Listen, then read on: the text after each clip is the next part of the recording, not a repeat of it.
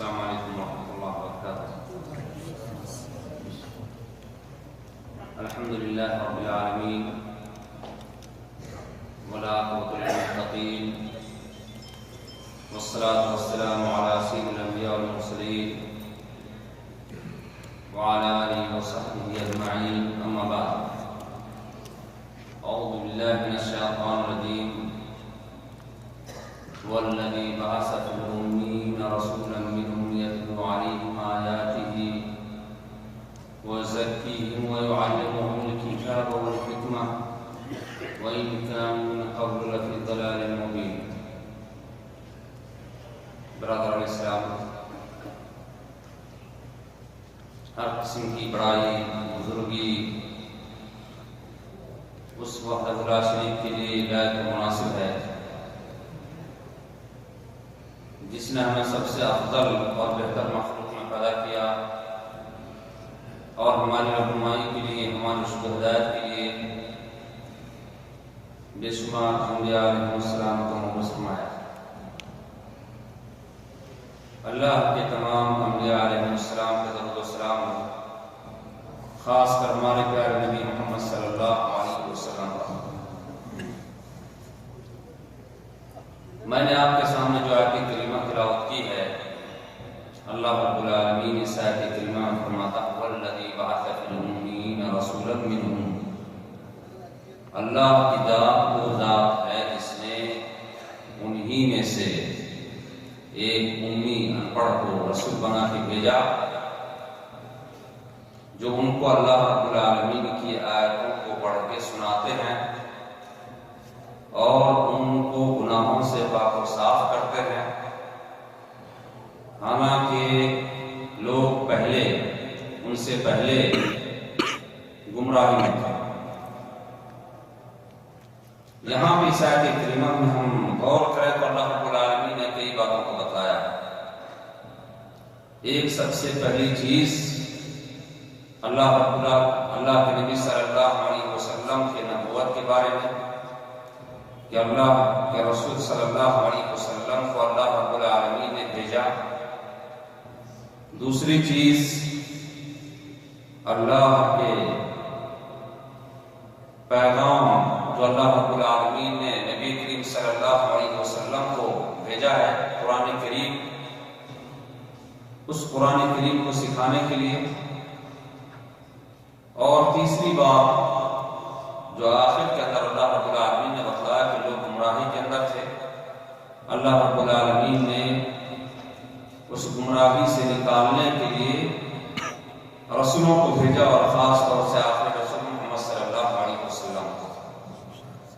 میں آپ صلی اللہ علیہ وسلم کے بارے میں آج اس درس اور محاضرے کے اندر چند باتیں بتانا چاہتا ہوں، چونکہ اس مہینے کے اندر اللہ کے نبی صلی اللہ علیہ وسلم کے نام پہ بہت ساری بدعتیں، بہت سارے خرافات اور من گڑھت باتیں بیان کی جاتی ہیں، اور بالخصوص ایسی باتیں جس سے امت کو فائدہ نہیں بلکہ نقصان ہے۔ جبکہ اللہ رب العالمین نے اس آیت کریمہ کے اندر بتلایا فائدے کی بات۔ نبی کریم صلی اللہ علیہ وسلم اس دنیا کے اندر تشریف لائے رحمت بن کے، زحمت بن کے نہیں، اور آپ صلی اللہ علیہ وسلم نے درس دیا۔ اس درس سے لوگوں کو پاک کرنا مقصود تھا، لیکن آج لوگ نبی کریم صلی اللہ علیہ وسلم کی سیرت بیان کر کے اور پاک کرنے کے بجائے ایسی چیزوں کو جو بیان کرتے ہیں جس سے نہ امت کو فائدہ ہے بلکہ گمراہی کے علاوہ اور کوئی چیز نہیں، وقت ضائع کرتے ہیں اور گمراہ کرنے کی کوشش کرتے ہیں۔ میں بالاختصار نبی کریم صلی اللہ علیہ وسلم کی سیرت کے بارے میں اشارہ کر دینا چاہتا ہوں، اس لیے کہ آپ صلی اللہ علیہ وسلم کی سیرت کو بیان کرنا اس کے لیے وقت درکار ہے۔ آپ صلی اللہ علیہ وسلم کی زندگی کتنے سال کی ہے؟ 63 سال کہتے ہیں، مرے بھی نہیں تو 63 سال کہاں سے پیدا ہوئے؟ سب کا اتفاق ہے پیدا ہوئے، بہت سارے لوگ کہتے ہیں مرے ہی نہیں، آپ صلی اللہ علیہ وسلم مرے نہیں، پھر 63 سال بھی کہتے ہیں کہ آپ صلی اللہ علیہ وسلم 65 سال دنیا کے اندر رہے، اور اس کے بعد کیا ہوا؟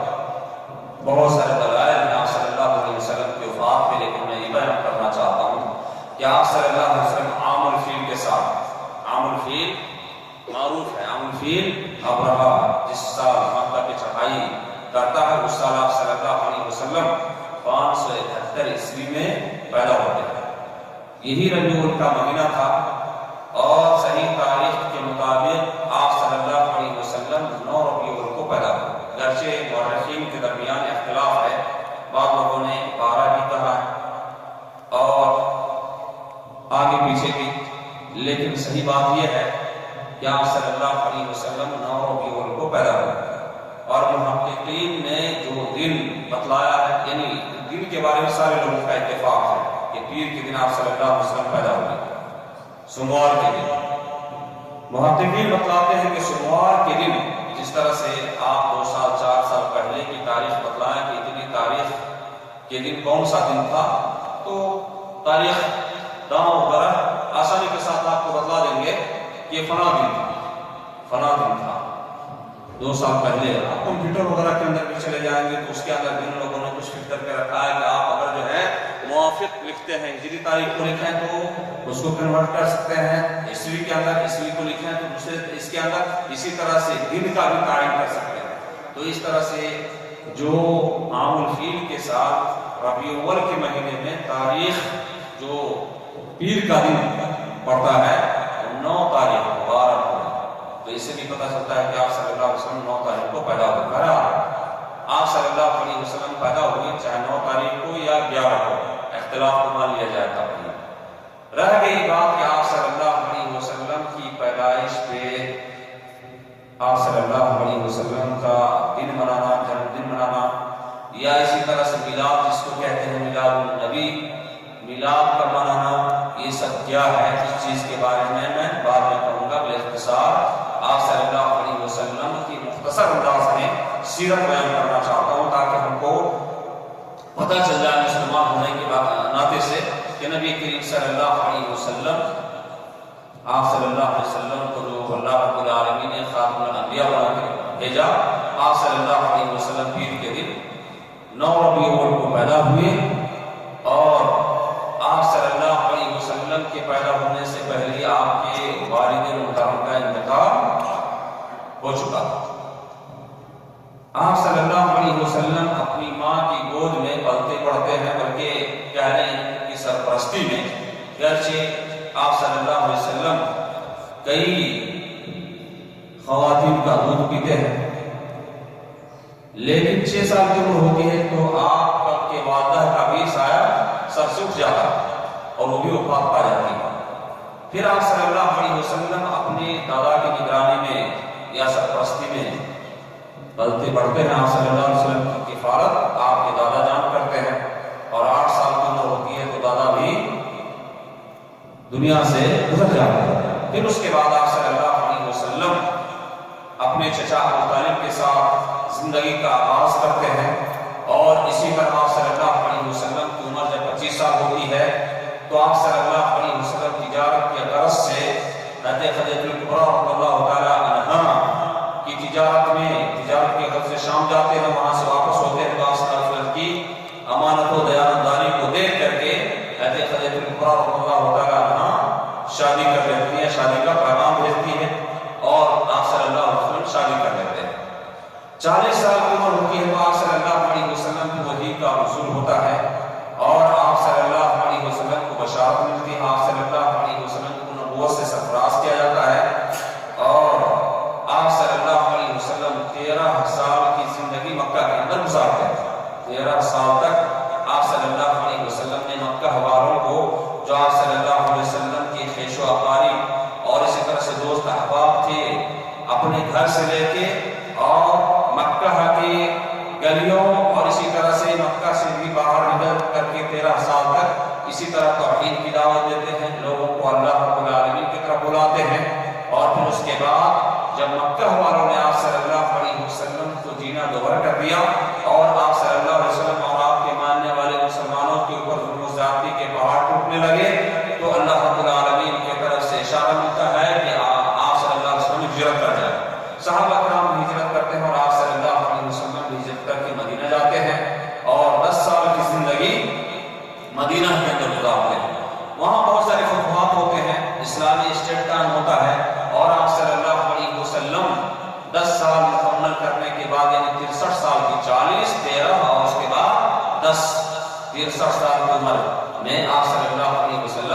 اس دار فانی سے پوچھ کر جاتے ہیں، یعنی وفات پا جاتے ہیں۔ پھر اس کے بعد آپ صلی اللہ علیہ وسلم کو صحابہ کرام دفناتے ہیں اور قبر موجود ہے، آپ لوگ دیکھے ہوں گے، بہت سارے بھائیوں نے دیکھا ہے۔ اور پھر اس کے بعد صحابہ کرام میں سے ایک کے بعد ایک حضرت ابوبکر رضی اللہ تعالیٰ عنہ، اس کے بعد حضرت عمر بن الخطاب، اور ان کے بعد حضرت عثمان بن عفان، ان کے بعد حضرت علی، اسی طرح سے خلیفہ مقرر ہوتے ہیں۔ یہ آپ صلی اللہ علیہ وسلم کی مختصر زندگی، یہ آپ صلی اللہ علیہ وسلم کی مختصر زندگی ہے۔ ہم کو آپ صلی اللہ علیہ وسلم کی زندگی کے بارے میں یا زندگی سے کیا سبق ملتا ہے، ہم کو کن کن پہلوؤں کے اندر ہمارے لیے اس امت کے لیے فائدہ ہے، ان فائدوں کو دیکھنا چاہیے، اور اس چیز کی قریدنے میں اپنے اوقات کو ضائع نہیں کرنا چاہیے، اپنی عمر کو ضائع نہیں کرنا چاہیے جس سے فائدہ نہیں ہے۔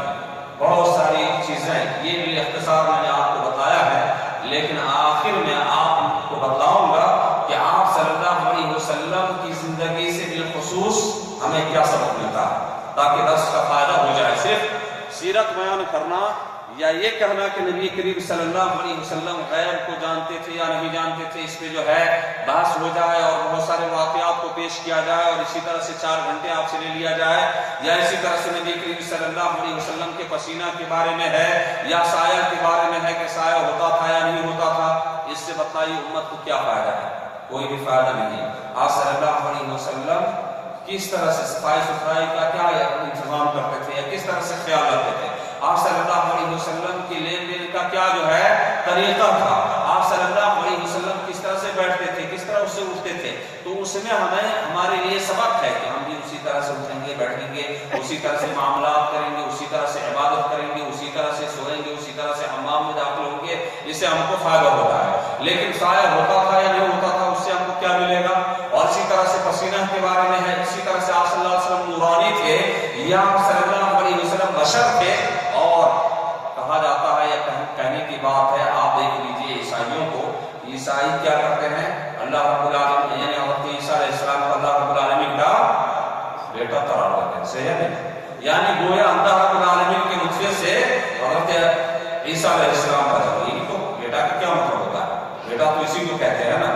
اور یہ لوگ بغیر کسی واسطے کے، بغیر کسی ذریعے کے کہتے ہیں کہ نور من نور اللہ، واللہ کے نور میں سے، یعنی اللہ تعالیٰ کا نور ہے، اور اسی کا ٹکڑے میں سے ایک ٹکڑا نبی کریم صلی اللہ علیہ وسلم، یعنی ڈائریکٹ اللہ ہی بنا دیتے ہیں نبی کریم صلی اللہ علیہ وسلم کو۔ تو میرے بھائی بہت سارے اس طرح کے عقائد ہے، لیکن میں سارے تفصیل میں نہیں جانا چاہتا ہوں، لیکن وہ ان چیزوں کے بارے میں بتانا چاہتا ہوں جو بہت سارے بھائی کرتے ہیں نادانشتہ طور پہ، یا ان کو علم نہیں ہے، یا ان کی جو ہے پیر مرشد اور مولویوں میں بہکا کر کے اور ایک دائرے کو گھیر کر کے اپنے درمیان رکھے ہوئے ہیں، ان کو جو ہے ان کی جیب کو جو ہے آسانی کے ساتھ خالی کرتے ہیں، ان کے جو ہے پاکٹ پہ ہاتھ مارتے ہیں، لیکن اس طرح سے مارتے ہیں کہ انسان جان نہیں پاتا ہے، اور ان کے ہر چیز سے کھیلتے ہیں، دنیاوی زندگی سے بھی، اخروی زندگی سے بھی، اور ہر نحوے سے اس کو نقصان پہنچانے کی کوشش کرتے ہیں۔ آپ کو بتانا یہ چاہتا ہوں کہ اس موقع سے کیا کیا جاتا ہے، شرعی طور پر اس کا جائزہ ہے۔ سب سے پہلے میلاد النبی کے بارے میں آپ دیکھیں کہ کیا صحابہ کا نبی کریم صلی اللہ علیہ وسلم کی مکی زندگی، میں نے کہا 13 سال کی ہے، کیا آپ صلی اللہ علیہ وسلم نے منایا؟ کیا صحابہ کرام نے منایا؟ یا اسی طرح سے چلے وہاں پریشانی تھی، وہاں پہ کفار مشرکین تھے، لیکن مدینہ کے اندر تو کوئی رکاوٹ نہیں تھی۔ 10 سال تک آپ صلی اللہ علیہ وسلم آزادی طور پہ جو ہے مسلمان آزاد طور پہ تھے، اور مسلمانوں کو جو ہے قوت تھی، طاقت تھی، اور ایسی ہی جو ہر چیز کو بآسانی کے ساتھ ادا کرتے تھے، لیکن کہیں پہ دکھائیں کہ صحابہ کرام نے عید میلاد النبی منایا۔ عید کہتے ہیں عید میلاد النبی، یہاں پہ ایک بات یاد آتی ہے، عید کہتے ہیں عید میلاد النبی، ہم لوگ عید میلاد النبی مناتے ہیں، عید مناتے ہیں۔ عید کے دن روزہ رکھنا جائز ہے؟ جائز ہے؟ جائز نہیں ہے۔ عید کے دن روزہ رکھنے سے نبی کریم صلی اللہ علیہ وسلم نے منع فرمایا ہے، اور جب وہ عید کا دن ہے تو نبی کریم صلی اللہ علیہ وسلم کہتے ہیں ہاں میں روزہ رکھتا ہوں اس لیے کہ میں اس دن پیدا ہوا، صحیح ہے، میں اسی دن پیدا ہوا، اور آپ صلی اللہ علیہ وسلم خود روزہ رکھتے تھے۔ کس روز؟ عید کے دن روزہ رکھتے تھے۔ تو کیسے عید ہے؟ گویا جو ہے اس سے بھی پتہ چلتا ہے چیز بناوٹی ہے، اس لیے کہ اگر عید کا دن ہوتا تو نبی کریم صلی اللہ علیہ وسلم روزہ نہیں رکھتے، کھاتے پیتے اور اسی طرح سے جس طرح سے آج ہم کیک کاٹتے ہیں اپنے بچوں کی پیدائش کے اوپر کیک کٹواتے ہیں، کیک نہیں تھا تو صرف تو رہا ہوگا کھجور اور کوئی چیز، حلوے ہی بنا کر کے کاٹ لیتے، کیک بھی تو ایسے ہی بناتے ہیں، حلوے ہی کو جما لیتے، اسی کو کہتے آ کر کے کاٹو اور کاٹ کر کے جو ہے اس طرح سے خوشی منا لیتے ہیں۔ لیکن نبی کریم صلی اللہ علیہ وسلم کے دور میں یہ چیزیں نہیں تھی۔ آج دھوم دھام کے ساتھ مناتے ہیں اور افسوس در افسوس اس بات کی ہے، نہ منانے والوں کو کافر کہا جاتا ہے، نہ منانے والوں کو جو ہے پتہ نہیں گالیاں دی جاتی ہیں، اور بہت سارے کہتے ہیں کہ مسلمان ہیں ہی نہیں، اس طرح کی جو بہت سارے القاب سے پکارے جاتے ہیں۔ تو کہنے کا مطلب یہ ہے کہ دین لوگوں نے اسی کو سمجھا ہے، یہ دین نہیں میرے بھائیوں، دین نبی کریم صلی اللہ علیہ وسلم کی زندگی میں بتلاؤں گا کہ دین کس چیز کا نام ہے، اور آپ صلی اللہ علیہ وسلم نے اپنی سیرت کے اندر کس چیز کا درس دیا ہے، وہ بھی اختصار میں آخر میں بتلاؤں گا۔ لیکن میں پہلے یہ بتا دینا چاہتا ہوں کہ میلاد النبی کا جو ہے دیکھیں، نہ قرآن میں آپ کو ملے گا، نہ نبی کریم صلی اللہ علیہ وسلم کی حدیث میں، نہ آپ صلی اللہ علیہ وسلم کی زندگی میں، نہ صحابہ کرام سے، نہ تابعین سے، نہ تبع تابعین سے، نہ محدثین سے، نہ ائمہ کرام سے، کسی سے ثابت نہیں۔ یہ تقریباً 6 صدی کے بعد جو ہے، یا کہہ لیں 4 صدی کے بعد 5ویں 6 صدی کے اندر، یا ابھی بہت بعد کے اندر لوگوں نے اس چیز کو ایجاد کیا۔ یہ خاص طور سے جلوس اور عید میلاد النبی، پیدائش کا دن منانا، یہ ساری چیزیں جو ہے لوگوں نے بعد میں ایجاد کیا ہے، حالانکہ آپ اس سے بھی آسانی کے ساتھ سمجھ سکتے ہیں۔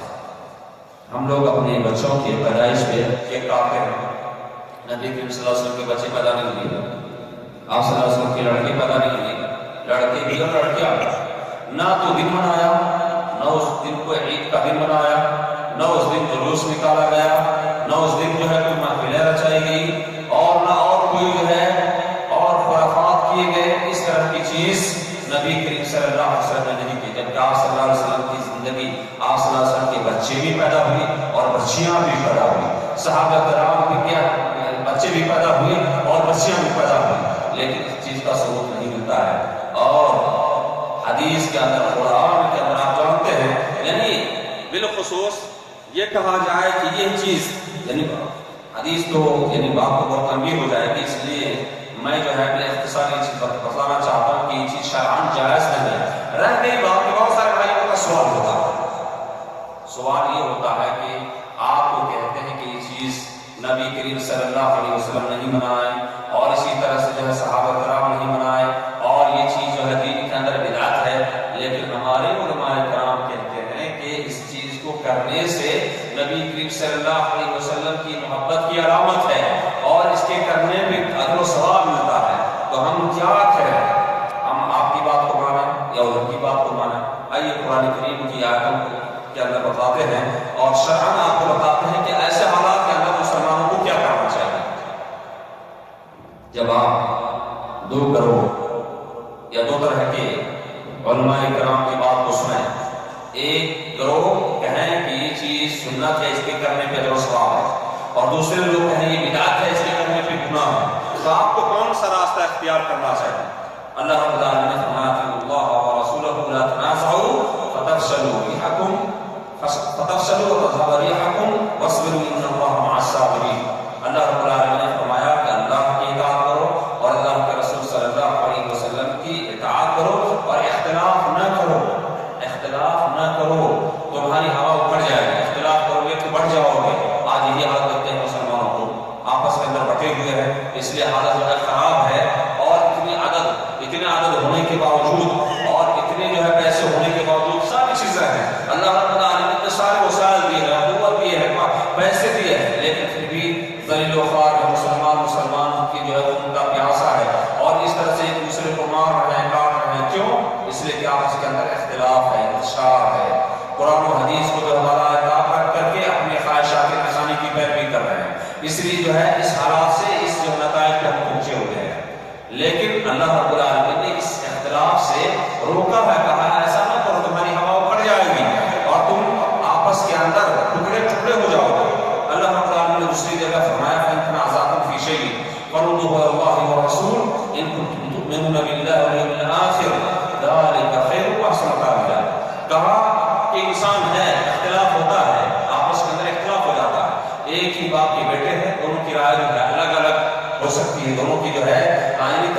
جیسے نہیں ہو سکتی ہے، اور دونوں کی بات الگ الگ ہو سکتی ہے، دونوں کا خیال الگ الگ ہو سکتا ہے، تو کہتے ہیں کہ آپس کے اندر اختلاف ہو سکتا ہے۔ اختلاف کے اگر ہو جائے، اختلاف کرنے کی کوشش نہ کرے، لیکن ہو جائے تو کیا کرنا چاہیے؟ کہا فَإِن تَنَازَعْتُمْ فِي شَيْءٍ، اگر تمہیں کسی چیز کے اندر اختلاف ہو جائے، فَرُدُّوهُ إِلَى اللَّهِ وَالرَّسُولِ، تو اللہ اور اس کے رسول کی طرف اس چیز کو لوٹاؤ، اس نزاعی معاملات کو، اس اختلاف کو اللہ اور اس کے رسول کی طرف لوٹاؤ۔ کب لوٹاؤ؟ إِن كُنتُمْ تُؤْمِنُونَ بِاللَّهِ وَالْيَوْمِ الْآخِرِ، اگر تمہیں اللہ پہ اور آخرت پہ ایمان ہے، اللہ پہ اور آخرت پہ ایمان ہے، تو اس بات کو اللہ رب العالمین کی طرف اور قرآن و حدیث کی طرف لوٹاؤ۔ اور ایمان نہیں ہے، گویا جس کا ایمان نہیں وہ نہیں لوٹائے گا، یہ نہ لوٹانے والے کے پاس گویا ایمان نہیں ہے۔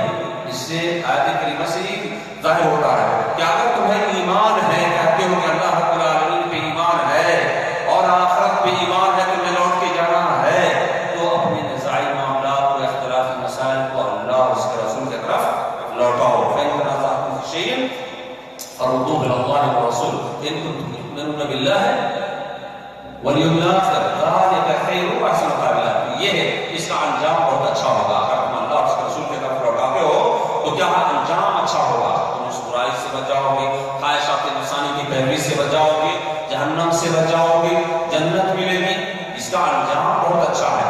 آپس کے اندر خلیصی نہیں کرو گے اور گولیاں نہیں چلے گی، یہ جو ہے سب اس کے نتائج ہیں، اچھا جو ہے اس کا جو ہے نتیجہ ملے گا، اس کا انجام اچھا ہوگا۔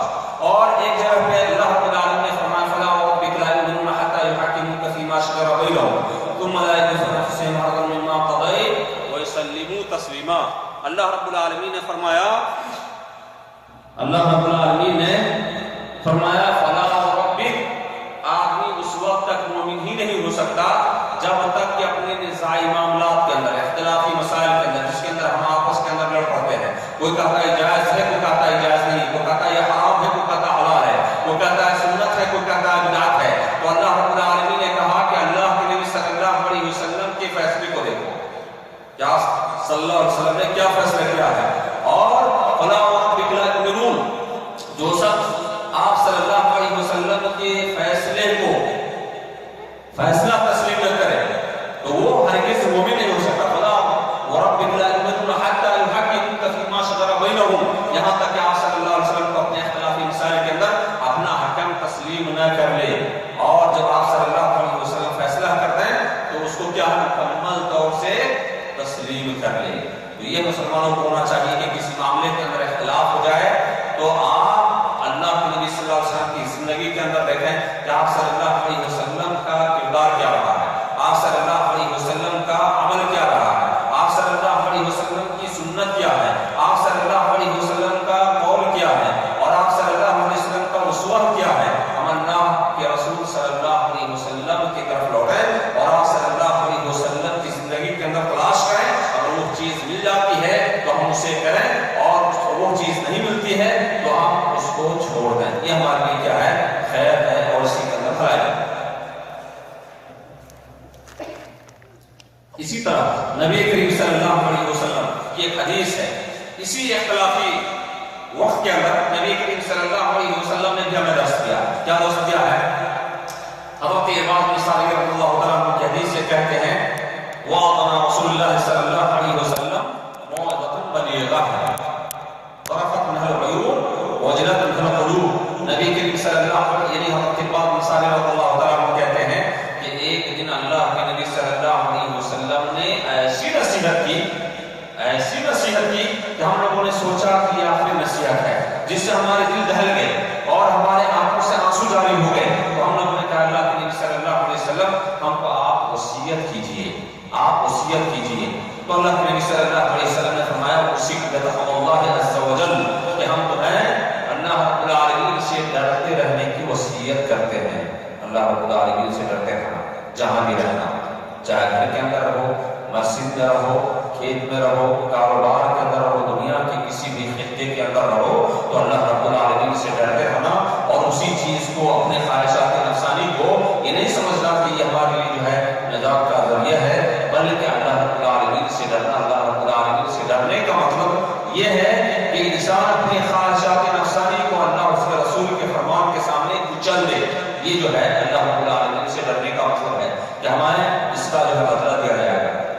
تو اللہ کے نبی صلی اللہ علیہ وسلم کہتے ہیں کہ تم اللہ رب العالمین سے ڈرنا اور اپنے امیر کی اطاعت کرنا، امیر کی اطاعت کرنا، چاہے وہ امیر ایک کالے کلوٹے حبشی غلام بھی کو تمہارے اوپر امیر کیوں نہ بنا دیا جائے، جو امیر تمہارے اوپر بنا دیا جائے اس کی اطاعت کرنا، اس کی فرما برداری کرنا۔ وَمَن يَعِشْ مِنكُمْ بَعْدِي فَسَيَرَى اخْتِلَافًا كَثِيرًا، لیکن یاد رکھو جو میرے بعد زندہ رہے گا وہ دیکھے گا کہ امت کے اندر اختلاف پیدا ہوگا، امت کے اندر اختلاف پیدا ہوگا، کچھ لوگ ایک ہی چیز کو کہیں گے سنت ہے، کچھ کہیں گے بدعت ہے۔ تو اللہ کے نبی صلی اللہ علیہ وسلم نے فرمایا فَعَلَيْكُمْ بِسُنَّتِي وَسُنَّتِ الْخُلَفَاءِ الرَّاشِدِينَ الْمَهْدِيِّينَ مِن بَعْدِي، تو تم لوگ میری سنت کو لازم پکڑنا، اختلاف ہو جائے تو میری سنت کو لازم پکڑنا۔ آج کیا کہا جا رہا ہے؟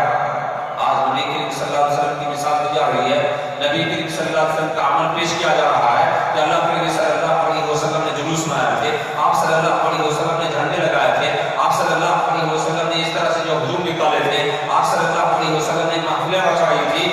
نہیں میرے بھائی، یہ پتہ نہیں ہے وہ سعید کو پوری کون جو ہے کس طرح کے اندر تھے، اور اسی طرح سے آج کل کے دور کے اندر بہت سارے جو اپنے پیر مرشد کا جو ہے واسطہ اور حوالہ دیتے ہیں کہ فلاں آدمی نے جو ہے اس طرح سے کہا ہے، فلاں نے اس طرح کہا ہے، فلاں نے اس طرح سے کیا ہے۔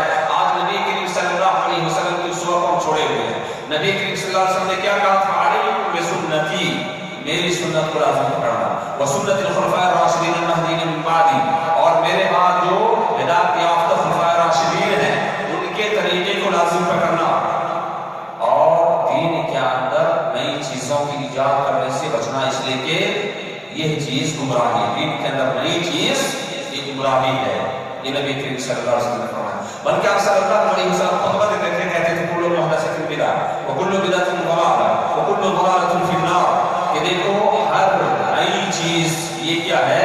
کل محدثۃ بدعہ، کہ یہ بدعت ہے، دین کے اندر کیا ہے؟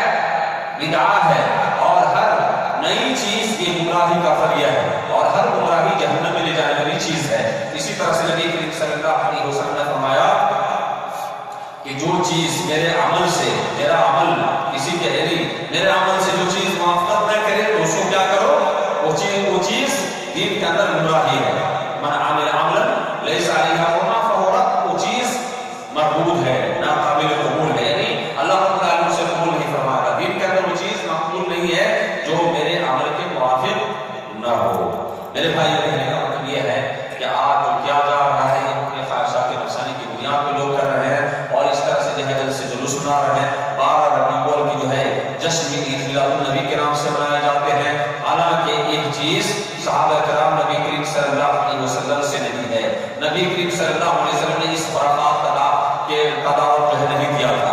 آئیے کس چیز کا دعوت دیا تھا؟ اگر نبی کریم صلی اللہ علیہ وسلم کی سیرت کو ہم پڑھیں گے، آپ کے سامنے میں نے مختصر سیرت رکھا ہے، میں نے اس چیز کو یعنی نہیں بیان کیا کیونکہ بات دوہری ہو جاتی ہے، پہلے بھی جو چیز بیان ہو جاتی ہے ابھی بھی دوبارہ، اس لیے میں نے اس پہلو کو چھوڑ دیا ہے۔ آئیے ہم نبی کریم صلی اللہ علیہ وسلم کی سیرت سے چند چیزوں کو آپ کے سامنے رکھتے ہیں کہ آپ صلی اللہ علیہ وسلم کی سیرت سے ہمیں کیا درس ملتا ہے، اور یہی چیز سیرت کے موقع سے، سیرت بیان اگر کوئی کسی کو کرنا ہو تو یہ چیز بیان کرے جس سے امت کو فائدہ ہے، جس کو مسلمانوں سے فائدہ ہے، جس سے آپ کی امتی کو فائدہ ہے، جس سے انسان سدھر سکتا ہے، جس سے سبق حاصل کر سکتا ہے۔ آئیے نبی کریم صلی اللہ علیہ وسلم کی جو ہے دیکھتے ہیں کہ آپ صلی اللہ علیہ وسلم کی زندگی سے ہمیں کیا جو ہے نصیحت ملتی ہے اور کیا درس ملتا ہے۔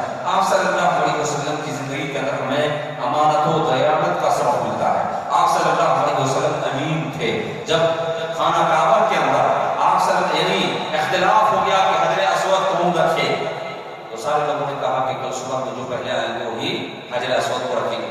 صبح آتے ہیں تو دیکھتے ہیں نبی کریم صلی اللہ علیہ وسلم سب سے پہلے آئے ہوئے ہیں، تو سارے لوگ چیخ اٹھے، کہیں کہ امین آ گئے، صادق آ گئے، امین آ گئے، امانت دار آ گئے، اور سارے لوگ راضی ہو جاتے ہیں، اور نبی کریم صلی اللہ علیہ وسلم اپنے ہاتھ سے اٹھا کر اس کو ایک چادر پہ رکھ کے ہر قبیلے کے سردار کو ایک جو ہے کونا پکڑا کر کے اور کہتے ہیں کنارہ پکڑا کر کے کہتے ہیں کہ اس کو لے چلو اس جگہ پہ، اور پھر آپ صلی اللہ علیہ وسلم رکھ دیتے ہیں، اور اس طرح سے جو ہے اختلاف ختم ہو جاتا ہے۔ کہنے کا مطلب یہ ہے کہ آپ صلی اللہ علیہ وسلم نے امانت کا درس دیا تھا، اسی لیے لوگ آپ صلی اللہ علیہ وسلم کو نبوت سے پہلے ہی امین کے لقب سے جانتے تھے۔ اسی طرح آپ صلی اللہ علیہ وسلم کی دیانت، آپ صلی اللہ علیہ وسلم کی مشہور تھی. بہت سارے واقعات ہیں لیکن میں ایک واقعہ اس کے بیان کرنا چاہتا ہوں صرف اشارتاً کہ حضرت خدیجہ کبریٰ رضی اللہ تعالیٰ عنہا آپ صلی اللہ علیہ وسلم جب تجارت کا جو ہے ارادہ ظاہر کرتے ہیں تو حضرت خدیجہ کبریٰ رضی اللہ تعالیٰ عنہا کہتی ہیں یعنی آپ صلی اللہ علیہ وسلم کو اپنا سرمایہ دیتی ہے مال دیتی ہے اور آپ صلی اللہ علیہ وسلم کو جو ہے تجارت کے غرض سے بھیجتی ہے اور اپنے غلام زید بن حارثہ رضی اللہ تعالیٰ عنہ کو بھی ساتھ کر دیتی ہے اور جب جو ہے تجارت سے واپس آپ صلی اللہ علیہ وسلم آتے ہیں اور حضرت زید بن حارثہ رضی اللہ تعالیٰ عنہ نے جو ہے واقعہ کو بیان کیا آپ صلی اللہ علیہ وسلم کی دیانتداری اور آپ صلی اللہ علیہ وسلم کی امانتداری اور اخلاقی کریمانہ وغیرہ کو بیان جو ہے کرتے ہیں تو حضرت خدیجہ کبریٰ رضی اللہ تعالیٰ عنہا اپنے نفس کے اوپر قابو نہیں رکھ پاتی ہیں اور آپ صلی اللہ علیہ وسلم کی امانتداری دیانتداری کو جو ہے سن کر کے اور اسی طرح سے جو ہے دیکھ کر کے فوراً اس بات کے اوپر قائل ہو جاتی ہے کہ آپ صلی اللہ علیہ وسلم سے شادی کر لینی چاہیے. اس سے بہترین اور اچھا شخص نہیں مل سکتا ہے. جبکہ مکہ کے اندر بڑے بڑے لوگ بڑے بڑے مالدار اور بڑے بڑے تاجر اس سے پہلے نبی کریم صلی اللہ علیہ وسلم سے پہلے جو ہے نکاح کا پیغام بھیج چکے تھے لیکن حضرت خدیجہ کبریٰ رضی اللہ تعالیٰ عنہا نے سارے لوگوں کے پیغام کو ٹھکرا دیا تھا لیکن نبی کریم صلی اللہ علیہ وسلم سے خود ظاہر کرتی ہے شادی کے لیے ظاہر کرتی ہے کیونکہ آپ صلی اللہ علیہ وسلم نے منافع بھی لوگوں سے کئی گنا زیادہ دیے تھے. جتنے لوگ دیتے تھے اس سے کئی گنا زیادہ لا کے منافع دیے تھے. مطلب یہ ہے کہ آپ صلی اللہ علیہ وسلم نے اس کے اندر حملے بازی نہیں کی تھی امانت کا مظاہرہ کیا تھا اور یہی وجہ ہے کہ کیا ہے آپ صلی اللہ علیہ وسلم سے شادی کا اظہار کرتے ہیں آپ صلی اللہ علیہ وسلم پیغام بھیج کر کے شادی کر لیتے ہیں. اسی طرح سے آپ صلی اللہ علیہ وسلم اور بہت سارے واقعات ہیں. اسی طرح سے آپ صلی اللہ علیہ وسلم کی زندگی کے اندر یہ میں تو جو ہے امانت اور جو ہے دیانت کا جو ہے بیان کیا ہوں. آج مسلمان اپنے نفس کا جائزہ لے کہ کہاں تک ہمارے اندر دیانتداری ہے اور کہاں تک امانت داری ہے. 99% یعنی 1% کہنے کا اگر امانت ہو تو یہ بھی بہت زیادہ ہے. میں سمجھتا ہوں اپنے حساب سے اللہ ہو سکتا ہے میں غلطی پہ ہوں کہ 1% اس دور کے اندر کہہ سکتے ہیں کہ امانت دار ہو سکتا ہے مل جائے. کوئی بھی کاروبار کرنے کے لیے دیجیے کوئی زیادہ کھا لیتا ہے کوئی کم کھاتا ہے. کچھ نہ کچھ اس کے اندر اپنے بازی آ جاتی ہے. کوئی مجھ سے جو ہے پڑھنے ہی جا کر کے خرید کے لاتا ہے. کوئی سمجھتا ہے کہ ناشتے ہی ہم یہاں پہ کام کر رہے ہیں تو ناشتے ہی ہمارے لیے جائز ہے. کوئی سمجھتا ہے کہ یہ چیز کے اندر یہ ہمارے لیے جائز ہے. کچھ نہ کچھ الٹا سیدھا تو ہو ہی جاتا ہے. میں سمجھتا ہوں یہاں تک امانت داری بہت ہی کم کہہ سکتے ہیں یعنی بہت زیادہ تو 5% ہم اپنے نفس کا جائزہ لیں. آج اس میں درس نہیں کیا جاتا ہے کہ نبی کریم صلی اللہ علیہ وسلم کی چیز کا درس دیا تھا اور یہی وجہ تھی کہ آپ صحابہ کرام اور بہت سارے سلف صالحین کے واقعات سنیں گے.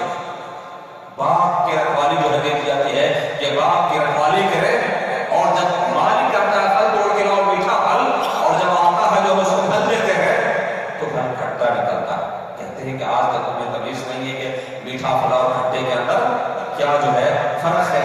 کہتے ہیں ہم نے آج تک آپ کے پھل کا جو ہے پھل کو چکھا ہی نہیں. تمہیں کیا کیسے پتہ چلے گا کہ کون سا پھل میٹھا ہے اور کون سا کھٹا ہے.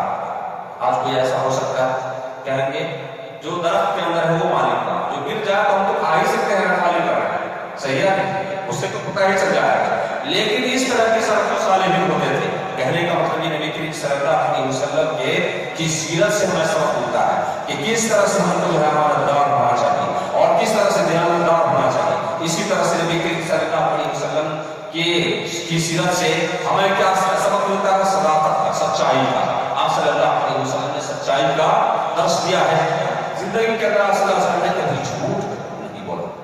اسی لیے کفار مشرکین کو نبی کریم صلی اللہ علیہ وسلم جب جو ہے اس کی فکر کرتے ہیں اور ان کو دعوت کے لیے جو ہے صفا پہاڑ کے اوپر بلاتے ہیں اور کہتے ہیں کہ میں یہ بتاتا ہوں کہ اس پہاڑ کے پیچھے ایک بہت بڑا لشکر ہے جو تم پر ابھی جو حملہ کرنے والا ہے, کیا تمہیں یقین ہو جائے گا؟ سارے لوگ کہتے ہیں کہ ہاں, کیونکہ آپ پہ کہیں محدود کام لوگوں نے تجربہ نہیں کیا. یعنی کبھی ہم نے آپ لوگوں کو آپ کو دیکھا بھی نہیں کہ آپ کو دیکھا بھی نہیں جھوٹ بولتے ہوئے. تو اس طرح سے کفار مشرکین بھی نبی کریم صلی اللہ علیہ وسلم کی امانت نبوت ہو جانے کے بعد نبی بنائے جاتے ہیں, جبکہ بہت سارے لوگ مخالفین ہو گئے تھے اور آپ صلی اللہ علیہ وسلم کے دشمن ہو گئے تھے, لیکن کسی کو جرأت نہیں ہوتی کہ آپ صلی اللہ علیہ وسلم کو جھوٹا کہتے ہیں کہ نہیں آپ جھوٹ بول رہے ہیں. سارے نے کہا آپ نہیں تو کبھی آپ کو جھوٹ بولا بھی نہیں. تو اس طرح سے نبی کریم صلی اللہ علیہ سچائی مشہور تھی، اور آپ صلی اللہ علیہ وسلم نے امت کو یہ سچائی صرف نفس کے لیے نہیں تھا، اصل درس تھا امت کے لیے۔ آج یہ درس ہمیں جو ہے لینا چاہیے، ہمیں سیکھنا چاہیے۔ اسی طرح سے نبی کریم صلی اللہ علیہ وسلم نے جو ہمیں درس دیا ہے وہ انسانی ہمدردی کا، انسانی ہمدردی کا۔ آپ صلی اللہ علیہ وسلم کی انسانی ہمدردی کو دیکھتے ہیں۔ آج نبی کریم صلی اللہ علیہ وسلم کی انسانی ہمدردی کا سیرت سے مطالعہ کریں، کس طرح سے آپ صلی اللہ علیہ وسلم نے ہمدردی کا مظاہرہ کیا۔ جب حضرت خدیجہ کبریٰ رضی اللہ تعالیٰ عنہا شادی کر لیتی ہیں تو آپ صلی اللہ علیہ وسلم کے سارے مال جائیداد سب حوالہ کر دیتی ہیں، آپ کے حوالہ کر دیتی ہیں، اور کہہ دیتی ہیں کہ آپ جس طرح سے چاہیں اس طرح سے اس مال کو خرچ کریں۔ آپ صلی اللہ علیہ وسلم نے کیا کیا؟ تجارت کے اندر لگایا؟ کہیں پہ اور کچھ کاروبار شروع کیا؟ نہیں، آپ صلی اللہ علیہ وسلم نے سارے مال دولت، جب آپ جانتے ہیں خدیجہ کبریٰ رضی اللہ تعالیٰ عنہا کتنی جو مالدار تھی، سارے مال و دولت کو نبی کریم صلی اللہ علیہ وسلم بیواؤں کی کفالت، یتیموں کی کفالت، قرضخواہوں کے قرضے ادا کرنے میں، اسی طرح سے مسکینوں اور دوسرے جو ہے اپاہجوں وغیرہ وغیرہ پہ جو ہے سارے مال و دولت آپ صلی اللہ علیہ وسلم خرچ کر دیتے ہیں۔ یہی وجہ ہے کہ بہت سارے لوگ دائرہ اسلام کے اندر داخل ہوتے ہیں، لوگ آ کے کہتے ہیں کہ محمد صلی اللہ علیہ وسلم اس طرح سے دیتے ہیں کہ کبھی فقر سے ڈرتے ہی نہیں، فقر سے ڈرتے ہی نہیں۔ آپ صلی اللہ علیہ وسلم کبھی فقر سے نہیں ڈرتے تھے۔ اور دوسرے واقعہ سے آپ کو پتہ چلے گا کہ آپ صلی اللہ علیہ وسلم کو اتنا مال و دولت مل جانے کے بعد کئی مواقع سے دیکھیں گے آپ صلی اللہ علیہ وسلم کے پیٹ پہ پتھر بھرا ہوا رہتا تھا، یہ پتھر جو ہے آپ صلی اللہ علیہ وسلم باندھ لیتے تھے، یا آپ صلی اللہ علیہ وسلم کا جو ہے آپ صلی اللہ علیہ وسلم کی حالت کی۔ اسی طرح سے آپ صلی اللہ علیہ وسلم کی سیرت سے کیا ہے، ہمیں یہ درس ملتا ہے، یہ نہیں ملتا ہے کہ آپ صلی اللہ علیہ وسلم غیب کو جانتے تھے یا نہیں جانتے تھے۔ یہ تو اپنے طرف سے لوگوں نے جو ہے بہت ساری سیرت کے اندر بہت ساری چیزوں کو اٹھا کر رکھا۔ آپ صلی اللہ علیہ وسلم کی سیرت سے ہمیں یہ درس ملتا ہے کہ آپ صلی اللہ علیہ وسلم نے تواضع کا درس کیا ہے، تواضع، انکساری، بندے خاکسار ہو، ملنا جلنا، سارے لوگوں سے ملنا جلنا، بات چیت کرنی۔ ایک کو عہدہ مل گیا، بات ہی نہیں کر رہے کسی سے، بات کرنے سے تو ہم بھی چھوٹے ہی ہو جائیں گے، ہم مدیر ہو گئے، ہم مینیجر ہو گئے، ہم جو ہے سپروائزر ہو گئے، تو بات نہیں کرنی چاہیے، اس لیے ہماری کوئی روح بھی نہیں دے گا۔ کام کے وقت جو مسئولیت آپ کی ذمہ ہے آپ اس کے مسئول ہیں، باقی اوقات کے اندر سارے برابر ہیں، باقی اوقات کے اندر سارے لوگ برابر ہیں۔ آپ بات کریں، آپ لوگوں کے ساتھ نبی کریم صلی اللہ علیہ وسلم نبوت مل جانے کے بعد بھی صحابہ کرام کے ساتھ بیٹھتے تھے، کھانا کھاتے تھے، سلام کرتے تھے، لوگوں سے مذاق کرتے تھے، آپ صلی اللہ علیہ وسلم گھل مل کر کے بیٹھتے تھے، یہی تواضع دیکھ کر کے لوگوں کی بات کو سنتے تھے، چاہے چھوٹے ہوں یا بڑے۔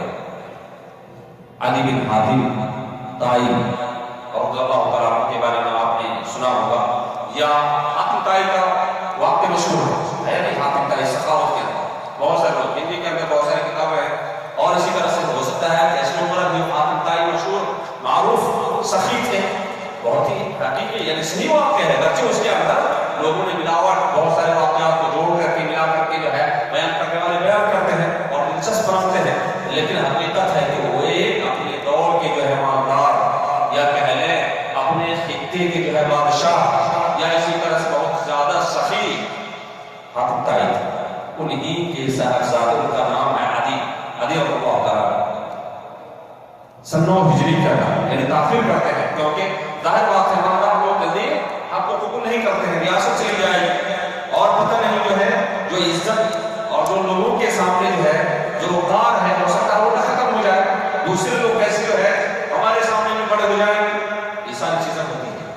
تو 9 سال تک نبوت کے یعنی 9 سال تک وہ اسی انتظار میں رہے، یہاں سے بھاگتے رہے، حضرت علی رضی اللہ تعالیٰ مسلمان نہیں ہوئے، بھاگتے رہے دوسرے جگہ سے دوسرے جگہ۔ سن 9 ہجری کے اندر وہ آتے ہیں مدینہ کے اندر، سن 9 ہجری کے اندر، اور نبی کریم صلی اللہ علیہ وسلم کو چاہے اس غرض سے آتے ہیں کہ جا کے قریب سے دیکھیں کہ حقیقت میں یہ اللہ کے رسول یا نبی ہیں، یا یہ جو ہے کوئی بادشاہ چاہتے ہیں، کچھ اور چیز چاہتے ہیں، کیا مقصد ہے ذرا قریب سے دیکھ لیتے ہیں. کیا مذاکرہ ہے؟ 9 ہجری کے اندر آتے ہیں مدینہ کے اندر تو دیکھتے ہیں کہ مسجد نبوی سے پہلے قریب مسجد نبوی کے قریب میں ایک عورت سے بات کر رہے ہیں. بوڑھی عورت ہے اور وہ کھڑی کھڑی جو نبی کریم صلی اللہ علیہ وسلم کو روک لیتی ہے اور اپنا بات سنانا شروع کر دیتی ہے. نبی کریم صلی اللہ علیہ وسلم کھڑے ہی کھڑے ان کی بات کو سننا شروع کر دیتے ہیں اور کافی دیر تک سنتے ہیں.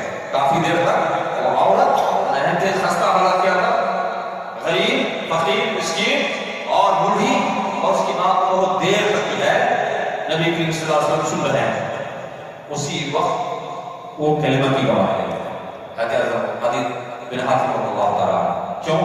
وہ مالدار کے لڑکے تھے, جانتے ہیں کہ کوئی مالدار بادشاہ یا جس کو بادشاہ کی چاہت ہو ایک معمولی عورت بڑھیا کی بات کو اس طرح سے کھڑے کھڑے نہیں سن سکتے. اس کے لیے مسند چاہیے, اس کے لیے تو جو ہے وقت چاہیے. مدیر بہت سارے مدرا اور مدرا سے بدماش تو وہ لوگ ہوتے ہیں جو مدیر کا آگے ہوتے ہیں, سیکریٹری کا جو ہے نظام میں ہوتے ہیں, اور مدیر کا اور اس سے بھی زیادہ ہوتا ہے. باہر میں لوگ کو جو ہے متعین کر دیتے ہیں, کوئی بغیر جو ہے اذن اجازت کے پر نہیں مار سکتا.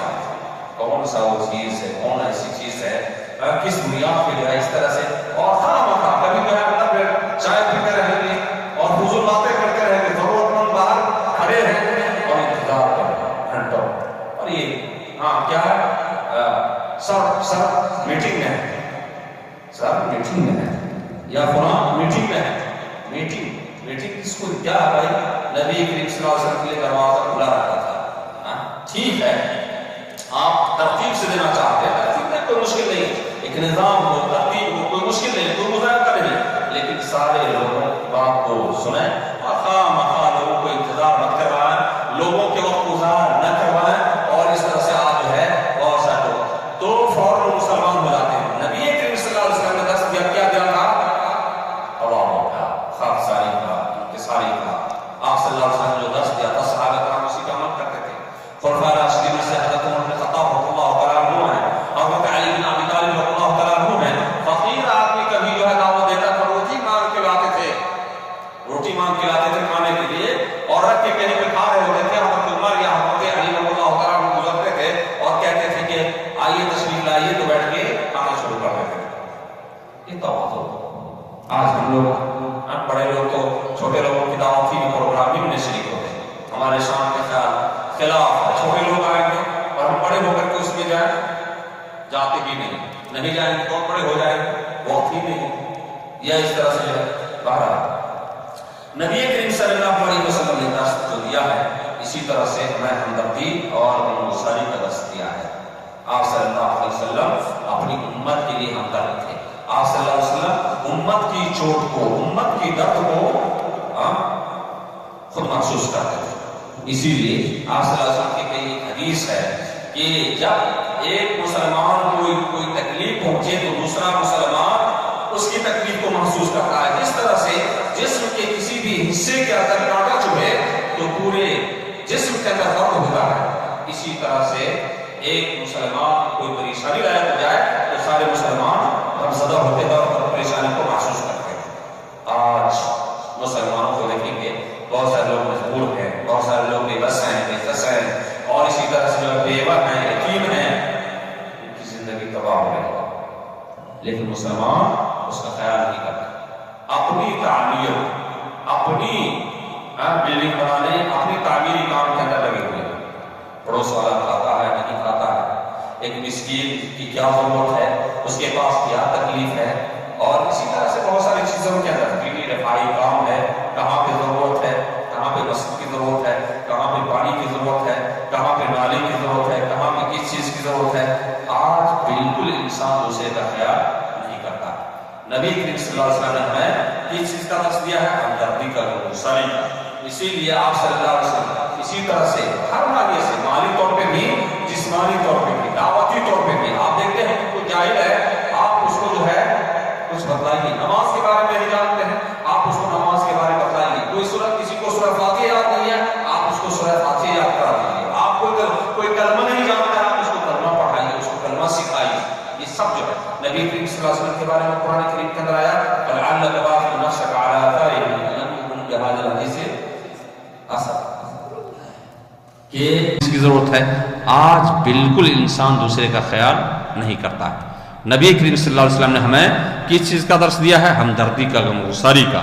اسی لیے آپ صلی اللہ علیہ وسلم اسی طرح سے ہر ناحیے سے، مالی طور پہ بھی، جسمانی طور پہ بھی، دعوتی طور پہ بھی. آپ دیکھتے ہیں کہ کوئی جاہل ہے، آپ اس کو جو ہے کچھ بتلائیے، نماز کے بارے میں نہیں جانتے ہیں، آپ اس کو نماز کے بارے میں بتلائیے. کوئی سورہ، کسی کو سورہ فاتحہ یاد نہیں ہے، آپ اس کو سورہ فاتحہ یاد کرا دیجیے. آپ کوئی کلمہ نہیں جانتا ہے، آپ اس کو کلمہ پڑھائیے، اس کو کلمہ سکھائیے. یہ سب جو ہے نبی کریم صلی اللہ علیہ وسلم کے بارے میں قرآن کریم کے اندر آیا، فَلَعَلَّكَ بَاخِعٌ نَفْسَكَ عَلَىٰ آثَارِهِمْ إِن لَّمْ يُؤْمِنُوا بِهَٰذَا الْحَدِيثِ آسفا، کہ یہ لوگ اگر ایمان نہیں لائیں گے تو آپ لگتا ہے کہ ان کے جو ہے غم کے اندر اپنے نفس کو کھو بیٹھیں گے، ہلاک کر دیں گے. نبی کریم صلی اللہ علیہ وسلم اس طرح غمگین ہوتے تھے لوگ جب اسلام قبول نہیں کرتے تھے کہ یہ بندہ اسلام نہیں قبول کیا تو جہنم کے اندر چلا جائے گا، آگ کے اندر چلے گا. آج ہم اپنی کامیابی پہ سوچتے ہیں کہ ہم کامیاب ہیں. ہمارے روم کے اندر، ہمارے گھر کے اندر، ہمارے ماحول معاشرے کے اندر بہت سارے لوگ اس چیز کے محتاج ہیں کہ ہم ان کو بتلائیں دین کیا چیز ہے، اور ان کی رہنمائی کریں، ان کے ساتھ جو ہمدردی کریں، غمگساری کریں. میرے بھائیو، اسی طرح سے نبی کریم صلی اللہ علیہ وسلم صبر و ثبات کے پیکر تھے، اور آپ صلی اللہ علیہ وسلم نے صبر کا جو ہے صبر کی دعوت دی ہے. آپ صلی اللہ علیہ وسلم خود صبر کرتے تھے. آپ صلی اللہ علیہ وسلم کو دیکھیں، اونٹ کی اوجھڑیاں رکھ دی جاتی تھی نماز کی حالت کے اندر. صبر کرتے تھے پھر بھی نماز ادا کرتے تھے. اسی طرح سے آپ صلی اللہ علیہ وسلم کے راستے کے اندر کانٹے بچھا دیا کرتے تھے جو ہے کفار و مشرکین. آپ صلی اللہ علیہ وسلم کو طرح طرح کی اذیتیں دی جاتی تھی، لیکن آپ صلی اللہ علیہ وسلم صبر کرتے تھے، اور صبر کا آپ صلی اللہ علیہ وسلم درس بھی دیتے تھے. حضرت عمار بن یاسر رضی اللہ تعالیٰ عنہ کو دیکھا کہ ان کو جو ہے ان کے آقا یا اس طرح کفار و مشرکین اس کو ستا رہے ہیں اسلام لانے کی وجہ سے، تو نبی کریم صلی اللہ علیہ وسلم نے کیا کہا تھا؟ اصبروا آل یاسر فإن موعدکم الجنہ.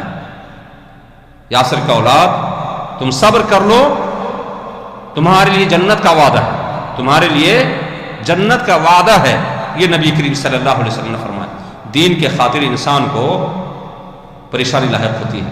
داڑھی رکھے ہوئے، پتہ نہیں کوئی آدمی جو ہے کہیں پہ مارے گا، پکڑے گا، کیا کرے گا. دین کے خاطر رکھیں گے، کیا مشکل ہے. اسی طرح دین کے خاطر نماز پڑھیں گے، پتہ نہیں لوگ برا جانیں گے، کہیں گے یہ لوگ یہاں چھوڑ ہی دیتے ہیں. اسی طرح دین کے خاطر، دین کے شعار کو، دین کے جو ہے بہت ساری چیزوں کو، سنت کو بجا لانے میں انسان شرم و عار محسوس کہیں پہ کرتا ہے، یا کہیں پہ کیا کرتا ہے، سوچتا ہے کہ اس کی وجہ سے ہمیں تکلیف ہو سکتی ہے اور کہیں پہ جو ہے مشکل ہو سکتا ہے. یہ مشکل اگر آپ اللہ کے لیے کریں گے تو انشاءاللہ تکلیف نہیں ہوگی، اور ہوگی بھی تو نبی کریم صلی اللہ علیہ وسلم نے صبر کا جو ہے درس دیا ہے. آپ صلی اللہ علیہ وسلم نے صبر کا درس دیا ہے. ہمیں صبر کرنا چاہیے، اور دین کو مکمل طور سے جتنے ہمارے بس کی بات ہے، طاقت کی بات ہے، اتنا جو ہے اسے لینا چاہیے، اخذ کرنا چاہیے. اسی طرح سے نبی کریم صلی اللہ علیہ وسلم نے اسی طرح سے آپ صلی اللہ علیہ وسلم کے راستے کے اندر کانٹے بچھا دیا کرتے تھے کفار و مشرکین. آپ صلی اللہ علیہ وسلم کو طرح طرح کی اذیتیں دی جاتی تھی، لیکن آپ صلی اللہ علیہ وسلم صبر کرتے تھے، اور صبر کا آپ صلی اللہ علیہ وسلم درس بھی دیتے تھے. حضرت عمار بن یاسر رضی اللہ تعالیٰ عنہ کو دیکھا کہ ان کو جو ہے ان کے آقا یا اس طرح کفار و مشرکین اس کو ستا رہے ہیں اسلام لانے کی وجہ سے، تو نبی کریم صلی اللہ علیہ وسلم نے کیا کہا تھا؟ اصبروا آل یاسر فإن موعدکم الجنہ. یاسر کا اولاد، تم صبر کر لو، تمہارے لیے جنت کا وعدہ ہے، تمہارے لیے جنت کا وعدہ ہے. یہ نبی کریم صلی اللہ علیہ وسلم نے فرمایا. دین کے خاطر انسان کو پریشانی لاحق ہوتی ہے. داڑھی رکھے ہوئے، پتہ نہیں کوئی آدمی جو ہے کہیں پہ مارے گا، پکڑے گا، کیا کرے گا. دین کے خاطر رکھیں گے، کیا مشکل ہے. اسی طرح دین کے خاطر نماز پڑھیں گے، پتہ نہیں لوگ برا جانیں گے، کہیں گے یہ لوگ یہاں چھوڑ ہی دیتے ہیں. اسی طرح دین کے خاطر، دین کے شعار کو، دین کے جو ہے بہت ساری چیزوں کو، سنت کو بجا لانے میں انسان شرم و عار محسوس کہیں پہ کرتا ہے، یا کہیں پہ کیا کرتا ہے، سوچتا ہے کہ اس کی وجہ سے ہمیں تکلیف ہو سکتی ہے اور کہیں پہ مشکل ہو سکتا ہے. یہ مشکلات اگر آپ اللہ کے لیے کریں گے تو انشاءاللہ تکلیف نہیں ہوگی، اور ہوگی بھی تو نبی کریم صلی اللہ علیہ وسلم نے صبر کا جو ہے درس دیا. آپ صلی اللہ علیہ وسلم نے صبر کا درس دیا ہے. ہمیں صبر کرنا چاہیے اور دین کو محمد طور سے جتنے ہمارے بس کی بات ہے، طاقت کی بات ہے، اتنا جو ہے اسے لینا چاہیے، اثر کرنا چاہیے. اسی طرح سے نبی کریم صلی اللہ علیہ وسلم نے مساوات کا درس دیا ہے. مساوات، برابری کا درس دیا ہے، عدل و انصاف کا درس دیا ہے. مساوات، معاشرتی مساوات، معاشرے کے اندر میں نے بتایا کہ کئی جگہ نبی کریم صلی اللہ علیہ وسلم گھل مل کے بیٹھتے تھے. ایک واقعہ میں بتلاتا ہوں یا چند چیزوں کو بتلاتا ہوں. شعبہ ابی طالب کے اندر نبی کریم صلی اللہ علیہ وسلم 3 سال تک محصور رہے، قید کر دیے گئے. لین دین، کھانا پینا، جتنے بھی تجارت کی چیز تھے، تجارت کو بائیکاٹ کر کے کفار مشرکین نے کہا ان لوگوں سے، مسلمانوں سے تجارت یا جو ان کا ساتھ دیتے ہیں ان سے تجارت نہ کرو. کچھ ان کے ساتھ بیچنا نہیں ہے اور نہ ان لوگوں سے خریدنا ہے، نہ ان کے ساتھ جو ہے شادی بیاہ کی جائے، نہ لین دین کیا جائے، کچھ بھی معاملہ نہ کیا جائے. شعبہ ابی طالب کے اندر سارے لوگ محصور ہو گئے. نوبت کیا آئی؟ نوبت یہاں تک پہنچ جاتی ہے پہلے تو کچھ کھجور وغیرہ پہ ایک دانہ ایک روز میں کھاتے تھے اور اس طرح سے زندگی بسر ہو رہی تھی. بعد میں جب وہ بھی ختم ہو گئے تو لوگوں نے، صحابہ کرام نے درخت کے پتے اور چھالے چبانا شروع کیے. لیکن ایسا نہیں کہ کچھ کھجور بچے ہیں تو نبی کریم صلی اللہ علیہ وسلم کھا رہے ہیں یا نبی کریم صلی اللہ علیہ وسلم کے لیے کھجور ہے اور صحابہ کرام کے لیے درخت کے چھالے اور پتے ہیں. جب صحابہ کرام کو نبی کریم صلی اللہ علیہ وسلم کھجور کھاتے تو صحابہ کرام کو کھجور دیتے یا کھجور سب لوگ کھاتے.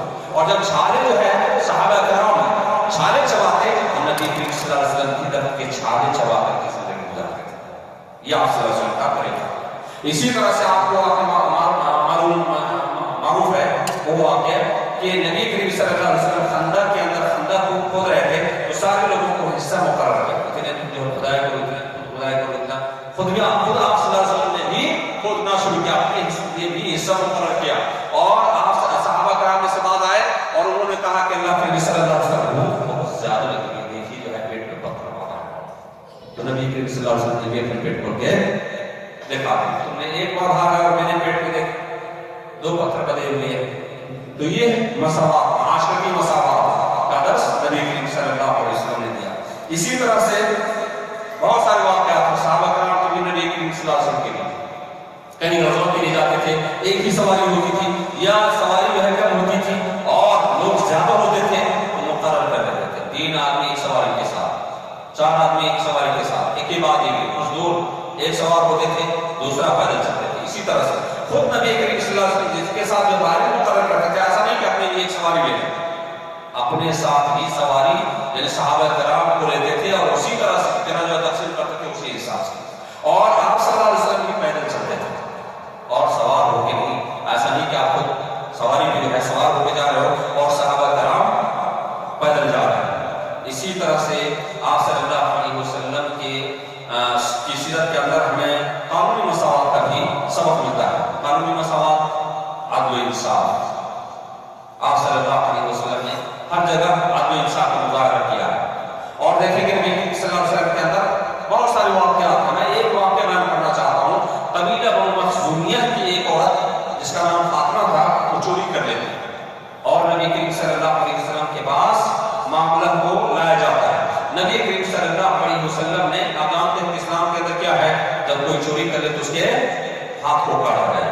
صحابہ کرام نے دیکھا کہ اس عورت کے ہاتھ کو کاٹا جائے گا تو صحابہ کرام نے کہا چونکہ آج یعنی قریش خاندان سے ہے اور یہ بڑے خاندان سے ہے کہ انہوں نے نبی کریم صلی اللہ علیہ وسلم کے پاس سفارش کی جائے. سفارش کرے تو کرے کون؟ سارے لوگوں نے کہا کہ ایسا نہ ہو کہ نبی کریم صلی اللہ علیہ وسلم ناراض ہو جائے، اس لیے لوگ اختیار کرتے اسامہ بن زید رضی اللہ عنہ. حب النبی کہا گیا. وہ کہا تو کیا تھا؟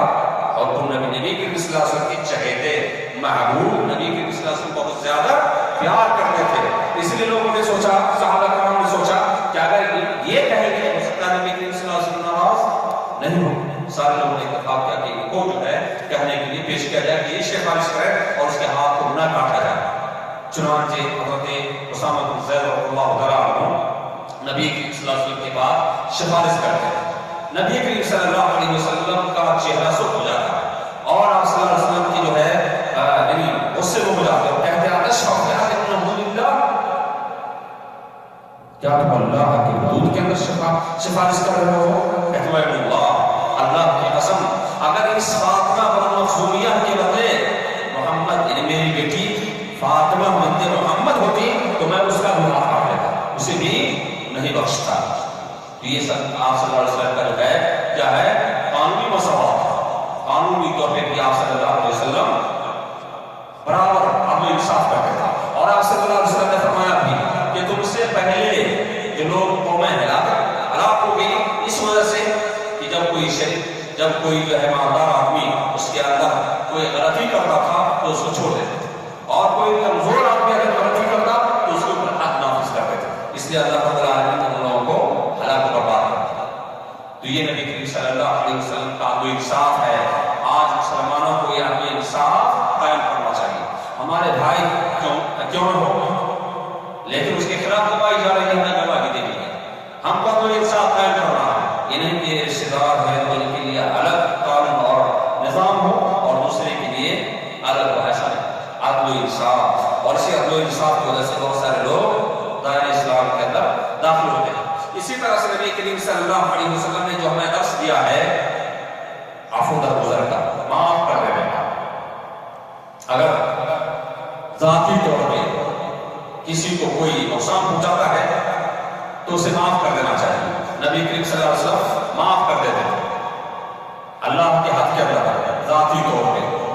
آپ دیکھیں نبی کریم صلی اللہ علیہ وسلم کے وہی لوگ جو لوگ مکہ کے اندر راستے پہ کانٹے ڈالنے والے تھے یا نبی کریم صلی اللہ علیہ وسلم کے ان کے پیاسے تھے، ان لوگوں نے ایک جو ہے میٹنگ کی تھی، ندوہ بلایا تھا، اور جس کے اندر اتفاق رائے یہ پیش کیا تھا کہ ہر آدمی تلوار لے یا ہر قبیلے کا سردار تلوار لے، اور نبی کریم صلی اللہ علیہ وسلم پہ رات یا دہلی کے اندر اس طرح سے وار کرے کہ پتہ ہی نہ چلے کہ کس کی تلوار سے محمد صلی اللہ علیہ وسلم کا قتل ہوا، تاکہ ان کے قبیلے والے ہم لوگوں سے بدلہ نہ لے سکیں۔ رات کے اندر یہ لوگ پلان بناتے ہیں۔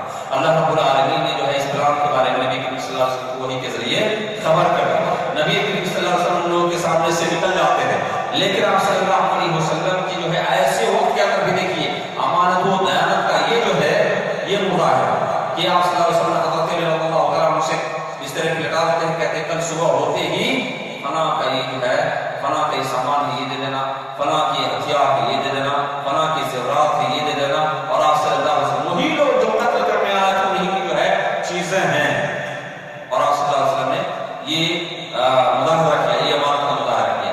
میں یہاں پہ یہ بتانا چاہتا ہوں کہ یہی لوگ جو خون کے پیاسے تھے، اور نبی کریم صلی اللہ علیہ وسلم نے فتح مکہ کے ساتھ جب ان لوگوں کے اوپر تسلط ہوا اور ان لوگوں کو چاہتے تو ایک ایک کر کے بدلہ لے سکتے تھے، سارے لوگ بہت سارے لوگ مسلمان ہو گئے تھے، اور مدینہ سے مکہ پہ آپ صلی اللہ علیہ وسلم نے چڑھائی کیا تھا، اور اس وقت کے اندر سارے لوگ کہتے ہیں نا سارے لوگ دہشت کے اندر تھے اور سوچتے تھے پتہ نہیں نبی کریم صلی اللہ علیہ وسلم کیا کریں گے، ہم لوگوں کی گردن کو اڑا دیں گے یا ہم لوگوں کو اور کوئی دوسری سزا دیں گے، کیا کریں گے پتہ نہیں ہے۔ لیکن نبی کریم صلی اللہ علیہ وسلم ایسے موقع پہ فتح مکہ کے موقع پہ آپ صلی اللہ علیہ وسلم کہتے ہیں کہ لا تثریب علیکم اليوم، تمہارے اوپر آج کے دن کوئی گرفت نہیں، کوئی پکڑ نہیں، انتم طلقاء، آج کے دن تم لوگ آزاد ہو، آزاد کر دیتے ہیں۔ وہی لوگ جو صحابہ کرام کو رسیوں میں باندھ کر کے گھسیٹا کیا کرتے تھے، اور وہی لوگ جو صحابہ کرام کے سینے پہ پتھر رکھ دیا کرتے تھے، اور جو ہے بعض صحابہ کرام کو ان لوگوں نے جو ہے شہید بھی کر دیا، لیکن نبی کریم صلی اللہ علیہ وسلم معاف کر دیتے ہیں، معاف کر دیتے ہیں۔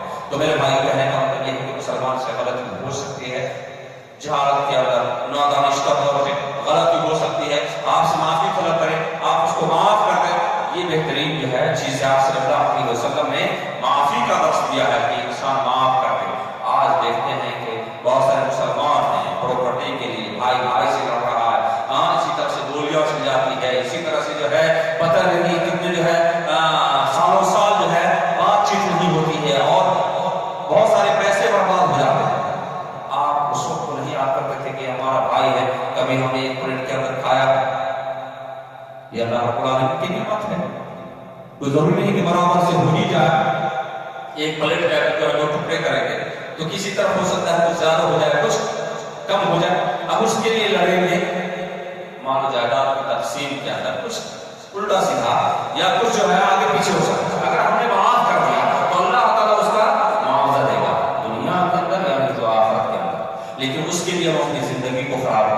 اس کے لیے جو ہے ہم اپنے آخرت کو خراب کریں. ہم اگر مارتے ہیں کل اس کا بچہ ہمیں مار سکتا ہے. اگر ہم نے مار دیا تو جہنم کے اندر جو ہے ایک مسلمان کے قتل کی وجہ سے ہمارا ٹھکانہ جہنم ہو سکتا ہے. یہ ساری چیزیں بہت ساری چیزیں نبی کریم صلی اللہ علیہ وسلم نے جو درس دیا ہے آپ اور اس بات کے ایک مسلمان اس درس کو جو ہے اپنی زندگی کے اندر لے, اس سے جو ہے نصیحت حاصل کرے اور اس خرافات کی طرف نہ جائے جو میں نے شروع کے اندر بتایا ہے کہ جشن عید میلاد نبی کے نام پہ مسلمان آج لوگوں کو جو گمراہ کرنے کی کوشش کرتے ہیں اور امت کے اندر اس کے اندر بجھائے ہوئے ہیں اور امت کو جو ہے فضول چیزوں کے اندر جو ہے گمراہ کیے ہوئے ہیں. آج ساری چیزوں سے توبہ کریں, اپنے گھر اور لوگوں کو نصیحت کریں. میرے سامنے کل ہے اور کب ہے ہندوستان کے اندر, ہندوستان پاکستان کے اندر پرسوں جمعہ کے دن, جمعہ کے دن, جمعہ کے دن, جمعرات کے دن 12 ہے. آج کتنی تاریخ؟ 9 تاریخ. 3 دن 12 جو بھی ہے وہ وقت قریب ہے. آپ نصیحت کریں کہ اس چیز کو جو ہے نہ کیا جائے اور اس سے توبہ استغفار کیا جائے. جو چیز فرائض اوپر ہے آپ اس فرائض کی پابندی کریں, سنت کی پابندی کریں. اور اسی طرح نبی صلی اللہ علیہ وسلم کی سیرت سے جو ہمیں درس ملتا ہے ہم اس کو جو اپنی زندگی کے اندر اپنائیں, اس کو جو ہے اپنی زندگی کو اندر اس کے مطابق جو ہے ڈھالیں. یہ جو ہے اللہ رب العالمین سے ہم دعا کرتے ہیں اللہ رب العالمین ہمیں صحیح دین پہچاننے اور اس کے موافق عمل کرنے کی توفیق عطا فرما. اللہ رب العالمین ہمیں ہر طرح کے بدعت و خرافات شرک سے محفوظ و معمول کر دے. اللہ رب العالمین ہمیں نیک کام کرنے کی توفیق عطا فرما. اللہ رب العالمین اسلام مسلمانوں کی حفاظت فرما. اللہ رب العالمین ہمارے ماں اولاد کے اندر برکت عطا فرما. اللہ رب العالمین ہماری اصلاح فرما. اللہ رب العالمین ہمیں جنت الفردوس کے اندر جگہ عطا فرما. اللہ رب العالمین ہمارا خاتمہ ہو تو ایمان اور توحید کو قبول. وآخر الحمدللہ رب العالمین وصلی اللہ علیہ وسلم. یہ درس ماشاءاللہ کافی زمانے سے جو ہے درس چل رہا ہے اور اس وقت سے چل رہا ہے. لوگ شروع میں آتے تھے جب جو ہے تھوڑے ہی لوگ ہوتے تھے اور بشیر بھائی جو ہے لایا کرتے تھے, گاڑی سے لایا کرتے تھے. آ سکتے تھے لوگ ہو سکتا ہے 14-15 سال پہلے کی بات بتا رہا ہو گیا, اس سے بھی پہلے کی بات بتا رہا ہو گیا جب نے درس شروع کیا تھا. اور اللہ کے فضل و کرم سے ان کی کوششوں سے آج بہت سارے لوگ آ رہے ہیں. ان کا جو ہے ایک سلسلہ ہے اور ان کے خاتے کے اندر ہو سکتا ہے اللہ رب العالمین کو ڈال رہا ہو کیونکہ انہوں نے اس کو جو ہے شروعات کیے تھے. اور آج ماشاءاللہ دیکھنے میں آتا ہے کہ بہت سارے بھائی عامل ہیں اور اسی طرح سے جو ہے اس درس کو چلا رہے ہیں. آج جو ہے عشاء سے پہلے جو ہے ان سے بات ہوئی تھی اور انہوں نے جو ہے سارے لوگوں کو سلام کہا ہے اور کہا ہے کہ دعا میں یاد رکھنے کے لیے اللہ رب العالمین کی گنجشوں کو معاف کر دے اور ان کو جو ہے صحت کاملہ عطا فرمائے اور ان کو جنت الفردوس کے اندر جگہ عطا فرمائے. جزاک اللہ.